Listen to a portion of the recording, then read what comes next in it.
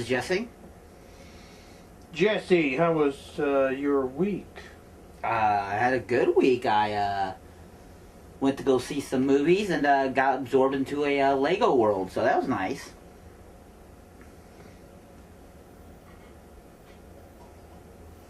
Was that it? That's it. That's all that happened to you? That's all. I think that was enough. Usually there's more. Last time we did this, you told me you didn't care, so... I would not say that. Oh, yes, you did. I would never say that. Go back and watch the show. Somebody has done some special effects with it. I would never say that. Yeah. Anyway, yeah, so since he got absorbed into a Lego world, we decided we would do the Lego Batman show. And, yeah, here we are. So, what do you think Rotten Tomatoes says about Lego Batman? Not looking at it, but I'll say 83%. It's right there. No, this is IMDb. Uh-huh, same damn thing. 83? Is it not the same thing? No. IMDb is not the same thing as Rotten Tomatoes? No. Might as well be.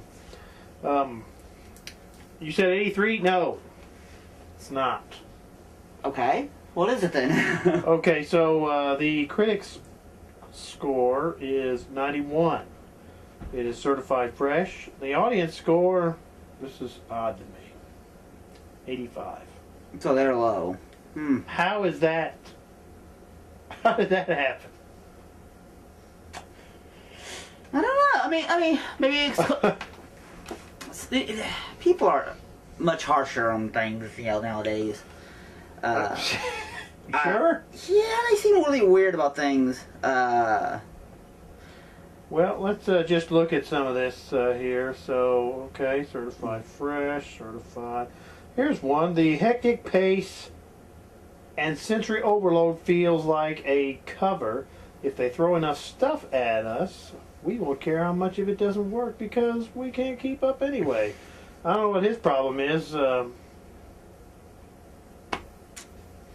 don't know. I didn't have a problem following it at all. I mean, was he talking about that? He couldn't follow the story? Is that what that... I mean, you can follow the story fine. I mean, yeah, they always throw a bunch of stuff in there. the chaos is part of the story, really. Yeah. I mean, everything seems to fit perfectly fine in there, like how Legos perfectly fit together.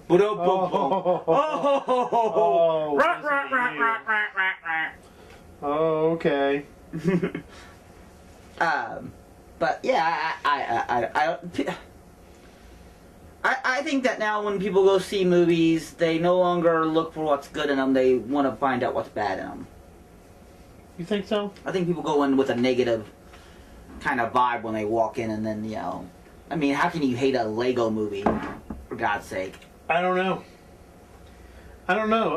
I was talking to somebody who didn't like the Lego movie, and I haven't talked to very many people that didn't like that movie. But I was shocked because it's just really fun to me. I enjoyed the heck out of that movie. Mm-hmm. And this one is more of the same, really. And, Yeah. I mean, it really, kind of plays like one of the, the Lego Batman games play. Yeah. If you haven't played those, you should play I mean, those. The plots, because the character of Batman is different in those games, so the plot of this movie is more... Well, he is, but you know what I mean. I mean, Yeah. it's all... Yeah. It's fun, it's fast, there's lots of stuff in it. Right. I mean, I like the idea that they, because Will Arnett was one of the funniest parts of the first Lego Yeah. movie, when he did his role as Batman. He was pretty darn hilarious, so I was glad they kept that jerk Batman alive, so,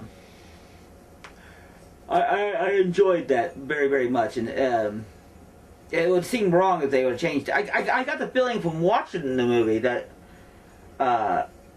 he was more Michael Keaton Batman than he was all the other, because he, the suit and all that, and the fact that he kept referencing to the that movie, they kept referencing to that Batman movie more than any other. They did that, and I mean they did reference just about every incarnation of Batman, except probably the serials. Did they reference the new one? I think they did, and they at least there's that that one blip there when Alfred is saying, and you went through this phase and blah blah blah blah blah, and this and that phase and this year and this year. Didn't they list that year? Yeah, I don't remember. I'm pretty sure he did. I mean, you got IMDb up. It doesn't there. say that. It says that in there somewhere because I was reading the trivia also. So I know it's in there, but you just refuse to find it. Yeah, I didn't see. What it did you there. get for having that tiny little screen? Yeah, my tablet's dead. So, Oh, killed it. but I was quite happy that they did the pow crack. Yes, that was fun. I mean, every they pull a little bit of everything from every incarnation of Batman. I like how they even gave an explanation of why that happened. He said, because Batman said, we're gonna hit people so hard, the words are gonna pop up in the air. That is great. And another thing that is a throwback to the Tim Burton movie was Billy D. Williams. He was Two-Face. He finally got to play Two-Face. There's a ton of villains in it. I mean, he's got a few lines. I mean, he's not really front and center, but it was just nice, a nice throwback because one of the reasons he took that role was because he wanted to play Two-Face. Yeah, he never got the chance. He didn't get that chance. He played Harvey Dent, but never. Yeah, I was really curious to see how that was going to end up. Oh well. Yeah. But it ended up like a Lego, so. I mean, every villain that's in that movie is an actual Batman villain. Yes. Even Condiment King. All of them, yes. So, you got the list of names right there? I know they have it on IMDb. There was the Calculator,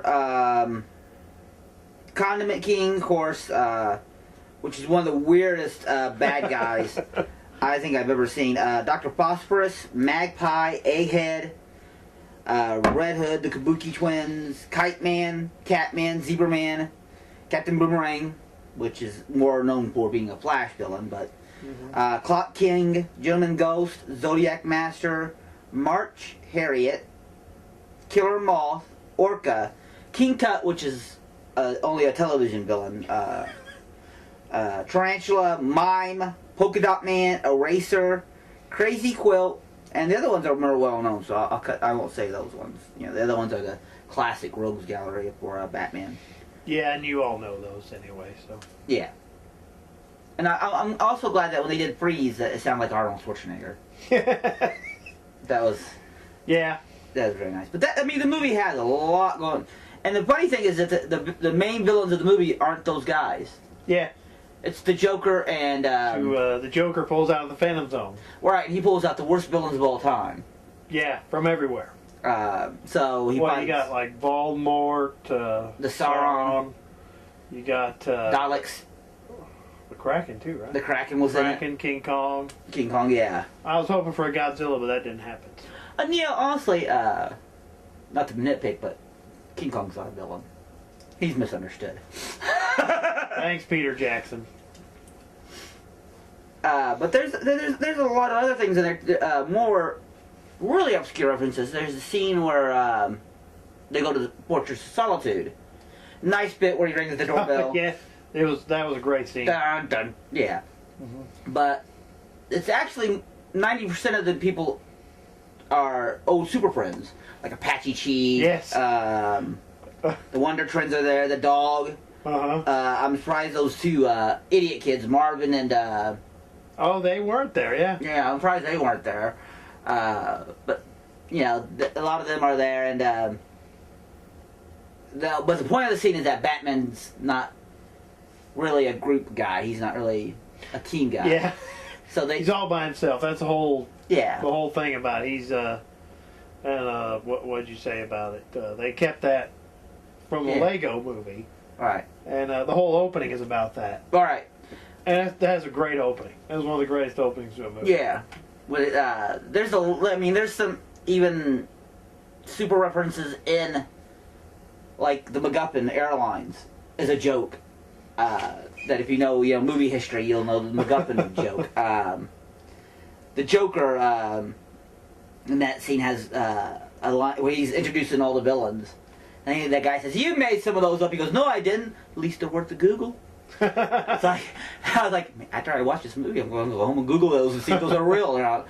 And they're real. They're all people that he fought. But then again, the 70s was a wild time for Now, comics. did some of those villains appear during the Crisis time where there was that, you know what I'm talking about? Right. The Frederick Wortham book and the whole Yeah. crisis of Infinite trying Earth. to, yeah. Yeah. I don't mean Crisis of Infinite Earth, but I mean that whole, where, essentially where they killed Tales from the Crypt and the superhero books were at, Right. No. also. They didn't appear during that time? No. A lot of them appeared in the 70s. Wow, okay. Yeah, that's, okay. Because the 70s, like, again, it was a wild time. Yeah. And some of them aren't that bad of villains. Dr. Phosphorus sounds cool. But, like, Condiment King, what the hell? that was a good scene. When Joker turned himself in and said, "We're turning ourselves in." And Batman punches Bane. He goes, "Why did you punch me? That was unnecessary." And then he punches Condiment King and he shoots the mustard ketchup. He's just going around punching him in the face. It's like, Yes. but yeah, Will Arnett was good. I not the fondest of Zach Galifianakis' Joker, but he was fine. Yeah, he was okay. He wasn't great as a Joker, but he was all right. All He right. did an all right job. I mean, even Cesar Romero was, who's like my favorite Joker. What? Yeah, You tell them that. Cesar Romero's my favorite. They're going to Joker. freak out because nobody says that anymore. Well, and me and this guy at work had this argument. He goes, I said, Cesar Romero is my favorite Joker. He goes, how could that be? I said, he plays it right. I said, and if in that time period he was allowed to do what these guys today are allowed to do, he'd be the best Joker ever. I said, but he wasn't because that was a different time. He goes, well, yeah, but it was a different time. I'm like, you can't blame him for being in a different time. Yeah. It's like, I mean, kind of hold that thought. I kind of have something I want to ask here towards Yeah. the end of the show. But- But yeah, it's funny you bring that up. That's your favorite. Jen. A lot of people. I've had a fun discussion with a friend of mine about the Joker. Not Mhm. necessarily who was my favorite, all right, but it was about winning an Oscar and why. all right. And he freaked out on me. So I just wonder if people are going to freak out that you would say that, because you don't hear that much. Everybody's got their favorite Joker, and I think that's cool to discuss the whole differences and all that stuff. It's fun for me, but some people they flip out over it. Again, it's people are, like I said earlier, where they're like they try to find things that are wrong. If you say like I just said, like Cesar Romero is the best Joker, then they feel that means you think that their opinion is crap and that you think all other Yeah. Jokers are horrible. That's a good point. Yeah. And I don't think the other ones are horrible. I like Heath Ledger. I like Jack Nicholson. I don't like Jared Leto at all. I mean, Zach Galifianakis is better than Jared Leto. Good on him, you know. Uh-oh. Mark Hamill is a great Joker. I just Cesar Romero. I like Cesar Romero. I like the fact that he painted that makeup over his mustache. So, but I kind of feel like Zach Galifianakis was the way he dressed and everything like that. It was more of an ode to the '60s one, and like Yeah. Bane was like an ode to the Christopher Nolan movies and like Yeah.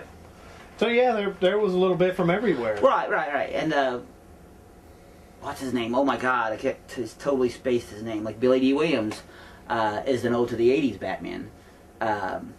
And there's like lines in there that are ode to the old Batman movies, like you want to get nuts? You want Yeah. to get nuts? Yeah. That was from the first Batman movie with Michael Keaton, which was great. But I mean, the plot. There is a plot to the movie. I mean, the way we're most talking like that sounds like that he just goes around fighting. But there's a plot. It's the actual Robin story. How Robin comes to be part of Batman's Bat family, which he doesn't Yeah. want.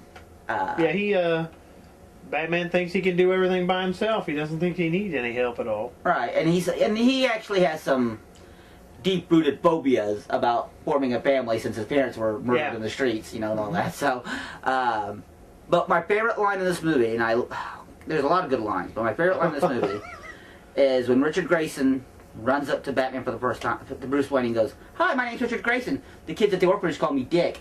And Bruce Wayne goes, "Kids can be cruel." I love that line. It was so good. That is. But Michael Cera as Robin was really, really good. for the longest time, I thought that the incarnation of Robin in this one was the one from The Dark Knight Returns, because of the hair color and the fact that they wore those. It looked like he was wearing goggles, but basically it's just a mask. Mm-hmm. So I was quite shocked to see that was Dick Grayson, but Michael Cera knocked it out of the park. Yeah, he did a really great job. The whole everybody in this movie is really stupid, because Robin goes to Wayne Manor because he's been adopted by Bruce Wayne, and he finds the bat. And Alfred, swear to God, Alfred is the worst at this. He lifts the kid into the Batcave, and the kid thinks that Batman and Bruce Wayne are two different people still, and that Bruce Wayne is renting out the Batman. And I think Yeah. And he calls him like his second dad. Yeah, he goes, "Don't call me dad." 2 hours ago I had no dads, but now I have 2 dads. Yeah. One of them is Batman. And one of them's Batman. Me and Bruce are real tight. He says you can come and do whatever I want you to do. Yeah, because he basically tries to almost kill that kid. Yeah, he did. Because he wants to get to the Phantom Zone, because he wants to put the Joker in the Phantom Zone because he thinks the Joker's up to something, which he is. But he wants to go to the Phantom Zone because he wants to have real partners, Yeah. real villains to help him fight Because Batman. he thinks all the villains down there are ineffectual. Yeah, and he's really wanting to do this because his feelings got hurt by Batman. Yeah. Because Batman tells him he doesn't need him, that he doesn't care for him at all. He fights around, as he says, he goes, "I fight around." And it really hurts the Joker's feelings. So the Joker, I guess, is trying to prove in a way that he is his Batman's worst, best villain ever, or worst villain ever. Yeah, because he won't admit he has a best villain. Because who sees that interview with Superman when he talks about sending Zod to the Phantom Zone, and he says he was my best villain. He was. Yeah, he really brings up the best of me. And Batman swears he doesn't have that. Yeah. Channing Tatum's a real prick of Superman. But like I said, Zach Galifianakis, for what he was asked to do, I mean, he delivered on the Joker that was asked to be in this film. I mean, I like the fact that it's still set in that Lego movie world too. Like when they break the plates, they're really just busting the table that the Lego sets on. So I enjoyed Rosario Dawson. I thought was a good Batgirl. I do like the fact that when he says, "This is my Batgirl uniform," I don't know why he has a Batgirl uniform. But he does. Mm-hmm. God bless him. And she goes, "So does that mean I can call you Batboy? Because you're calling me Batgirl." And he's like, it's an excellent movie. I don't know why anybody would not like it. Really, I mean, it's just that. Yeah, it's really fun. Mm-hmm. I've even had people tell me they're not going to see it because it's not Batman. What? It's a version of Batman. I mean, yeah, it's a version of Batman. I mean, every Batman movie made is a version of Batman. All right. We all want our version of Batman. Right. We want our favorite version of Batman to be made into the movie. But that's not going to, you can't do that. You can't. So, like Tim Burton did and all the other directors did, they pick things from Batman from here and there and there. Right. And they put it in a movie and hope we like it. Yeah. And that's what this did. Right. I mean, it's not going to play it straight. It's not. It's supposed. It's a parody, for God's sake. Yeah, that too. That's what they don't understand either. And I know parodies are dying out, and that's sad. But this is a very good. I mean, they don't only parody Batman. There's a dig at 50 Shades of Grey in the movie. Yeah. So I mean, they pick fun at whatever they can get their hands on. Yeah. Which is nice. Like the spit take bit where he kept asking the waiter, "Can I, oh, thank you." And he drank the champagne and he spit it out. And then she takes something and goes, "Waiter!" You hear in the background and all that. But it's really, really good. Ralph Fiennes plays a dual role in it. He's Alfred, and then he has to play Lord Voldemort because Lord Voldemort. He wasn't Voldemort. He wasn't Voldemort? No. Who played Voldemort? According to IMDb, that was not him. Well, why would But it? it was fun, you got But him there. He played Voldemort. He wasn't Voldemort, But he is Voldemort. but he is in those movies. Yeah, That's really weird. it is weird. I mean, when I saw it, I kind of thought that's what would just happen. I mean, they always get a great voice cast. Oh, it's Eddie Izzard. Yeah. Why? I don't know. I don't know. Maybe they would have to pay him more to do. I don't know. But they always get a great cast together to play all these characters. Yeah. Like Jason Muzakis is in it, Doug Benson, Conan O'Brien. Like I said before, Zach Galifianakis, Ralph Fiennes, Rosie O'Dawson. But yeah, they got a lot of great comedians. You're not going to list Mariah Carey as one of the great casts? No. I'd rather list Will Arnett's son, Archie Arnett. Yeah, he is in there, yeah. That is true. He does a voice in that movie too, so that was nice of his dad. Yeah. Getting him a role in the Lego movie. Oh, yeah. There's a lot of great bits in this movie. It's very funny, like the scene where the big robots walk down the street and they get ready to crush the bride and groom, and the groom gets stuck. He goes, "I'm stuck." She goes, "Well, you always said you never want me to risk my life to save yours, so I'm going to run off now." He goes, "I never said that." Yeah. So I totally agree. It's a really fun movie. Mm-hmm. It's well worth seeing. Yeah. Especially in the theater. Right. Right. But we're winding down on time here. But I did want to ask you this question because I was just thinking about this based on a few conversations I've had this week, talking to some people about movies. Right. So I was thinking, what do you think? And it's this phrase I've been hearing, and I don't know when I started hearing it, but it just seems like recently I've been hearing it a lot more. And it's that whole thing where you ask somebody if they've seen a movie, and maybe the movie is 30, 40 years old. Mm-hmm. And they go, well, it was a good movie for its time. And I don't understand that phrase. Right. I have never used that phrase. And I don't think I ever will, because it doesn't sound right to me.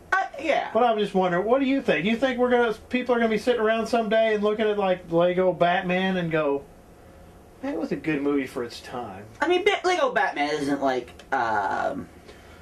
exceptional for CGI or anything like that. I mean, they actually use the Lego pieces. I mean, it's an old style of animation, but I mean, I can't see how it won't happen.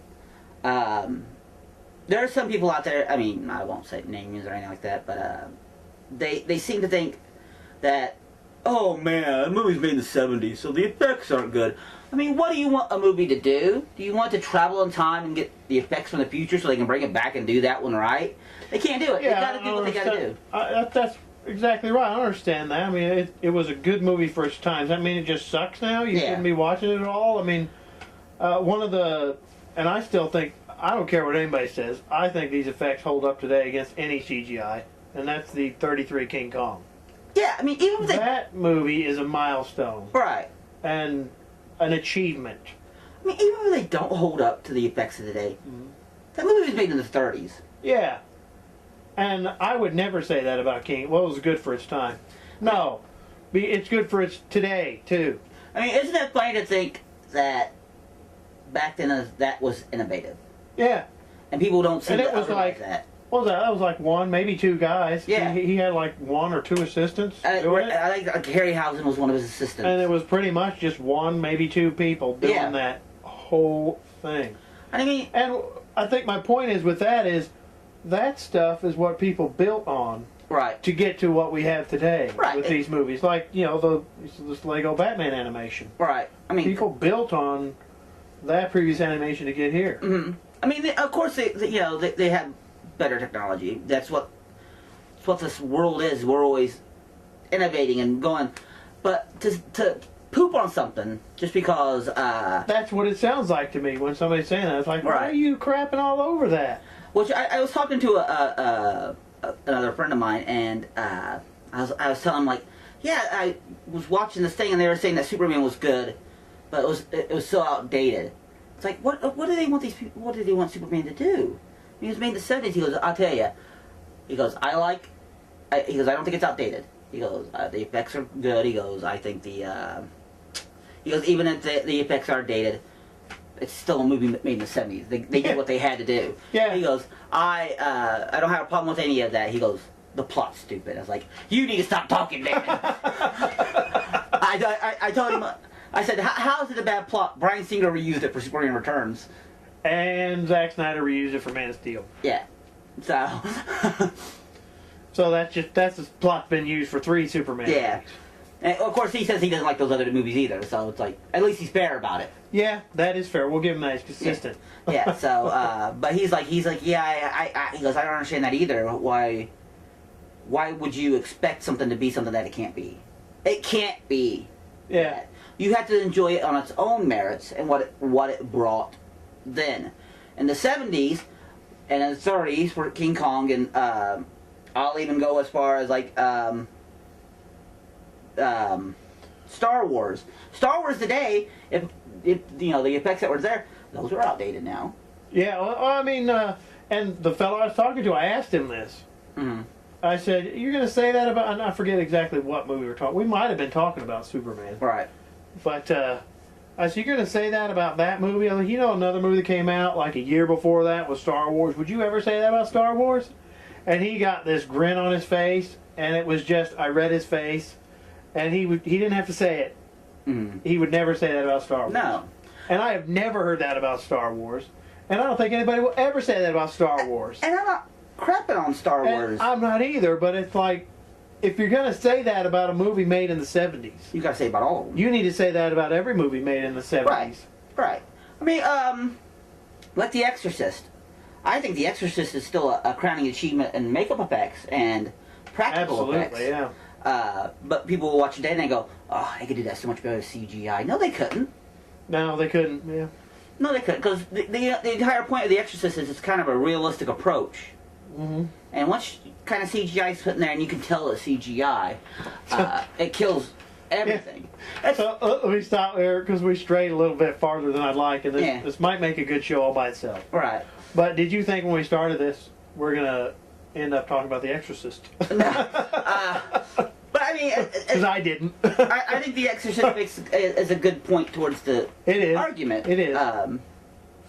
But I mean, I don't have any problem with today's CGI effects. I think they're great. I think some movies are better than others with it, and I think that some movies rely too heavily on it, which is one of the reasons why I like Lego Batman, because it didn't rely on effects or anything like that. It told a story. It had a story to 'cause tell. if it wasn't fun, if it didn't have that interesting story with Batman, that they'll never make a movie like that with Batman. Right. You know, you don't want to see a live-action Batman movie that way. So this No. told a Batman story that, in movie way form, that they're never going to tell, and they did it in an interesting way. I mean, this is probably as close you're going to get to Batman 66 on the big screen again. Because they're never going to do Batman 66 on the big It's screen. usually Batman and Robin, though. Oh, well, that's an insult to Batman 66. My good sir. Yeah, in a way, it is. Yeah, I think that's an insult. It really is in a way, yes. Because the plot lines of Batman 66 were much better. Yeah, and yeah, it even had, and I thought this was great.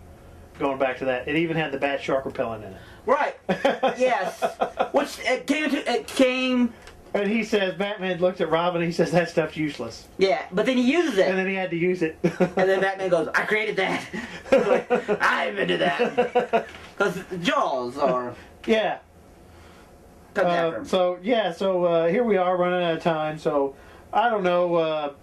We might revisit that topic in a whole show because we went pretty good on that, and I didn't intend to go that long. But I don't know. We could do that. That might make an interesting show. If you think that would make an interesting show, go leave us a comment. What the heck? Lego Batman. I say go see it. Go see it in the theater. Yeah. I would buy it on DVD, but with streaming, I probably won't. Yeah. But who knows? I might still buy it. I think it's worth the money. Yeah, I think that's It's really fun, and I'd watch that multiple times. yeah. I'd see that more than once. Yeah. At the theaters. Yeah, me too. So, yeah, it's a winner. All right. Okay, and we will see you next time.